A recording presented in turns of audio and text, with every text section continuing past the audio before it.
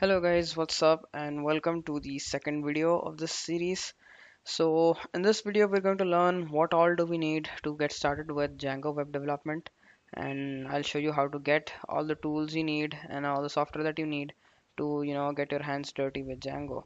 So first things first, because Django is built on Python, it is a web development framework which is based on Python. You obviously need Python first. So if you do not have Python, I suggest you go ahead, Google for Python, and go to this website python.org. And from there, you can just go ahead to the download section and download whichever version is relevant for you. But I would suggest that you go for the latest installation available, just because why not. It has all the latest bug fixes. It's always better to have the newer version of Python. So just go ahead. I won't click on this, because I already have Python installed with me. So once you have Python installed, is to check if your installation is working, just open command prompt, and then just get me out. So here it doesn't matter if you're still inside a directory or not, but anyway, so I'll just type in Python. And if this comes up, if the Python interactive shell comes up, which is something like this, where you can, like say a equals 2, b equals 3, and c equals a plus b, and then you go ahead and say print c, and then you get 5. So yeah, so this is a Python interactive shell, and if Python is installed well, then you can see something like this and do stuff like this. On the other hand, sometimes what happens is after you install Python, this does not come up. When you just type in Python, it just gives you an error. And the reason for that is it says that Python is not available, or Windows cannot find Python. So in this case, what you need to have is something called as the environment variable. Environment variable. All right, so you need to set the environment variable for your Python installation, which is basically a way of telling your command prompt where Python exactly is installed. So I'm using Windows 10. So what I'll do is I'll just go to this PC. If you're on Windows 7, you can go to my computer. So I'm showing you how you can set these environment variables. So just right click, go to properties, and then go to advanced system settings. So once you are here on this dialog box, you just go to this advanced tab, and you should see something called environment variables over here, right? So you have to edit these system variables, because any edit you make here will be available for all the users who log on to your computer. So I won't touch any of these variables for this user. I'll just go here and then go to path, click on edit. On Windows 10, it is very um, easy to see this.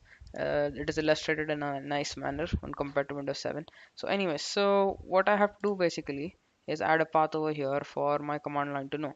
So as you can see, I already have something called Anaconda 3, because this is because I got my Python and Anaconda installation, but doesn't matter. For example, let us suppose that your Python is installed somewhere inside your music iTunes, and for whatever reason you've set it up over here. Mostly it is inside your program files. It is inside your, so there's a folder called program files created over here, but I don't, because I did something else. So anyway, so let us assume that your Python is over here, and you want to get your set your environment variable. So what I'll do is I'll just show you where my Python path is.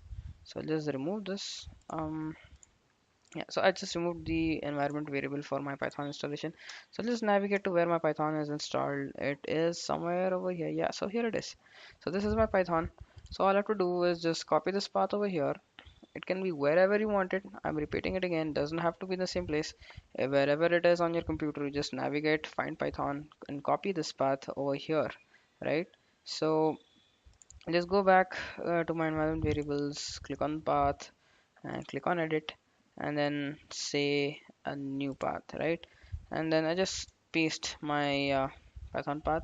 So because I already have the same thing over here, I won't save it. So anyways, so just create a new Python path like this and just click on OK, and then you're good to go. So once again, just open up your command prompt and then type Python just to see if things are working properly or not. And yes, that is it. So I have 3.6.4 installed. I guess the latest version right now is 3.6.5, but it doesn't really matter which version you're on. There's not much of a difference.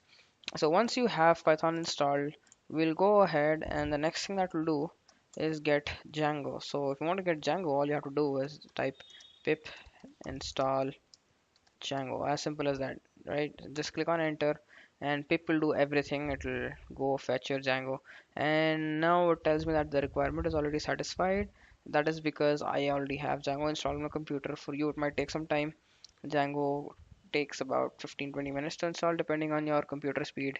So anyway, so I once I have Django, the next thing that I need to do.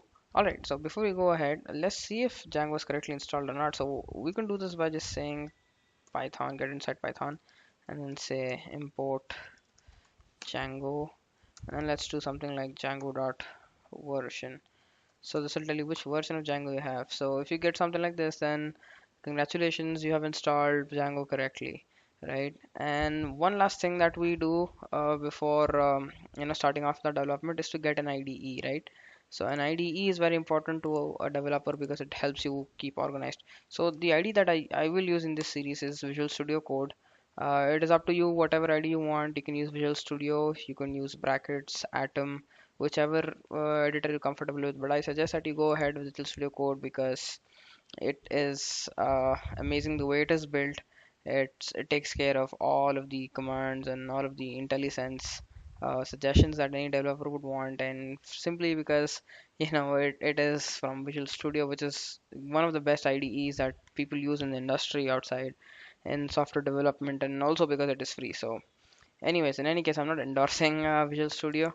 It's up to you. So just go ahead and download this and then get Visual Studio set up. So once you have these three things, we have Python, you have Django, and Visual Studio. You're all good and all set to start your Python development. So that is it for this video. I will see you in part 3. So until then, keep learning, stay focused, stay happy, and also please click on the like and share button if you like this video. And see you again soon. Thank you.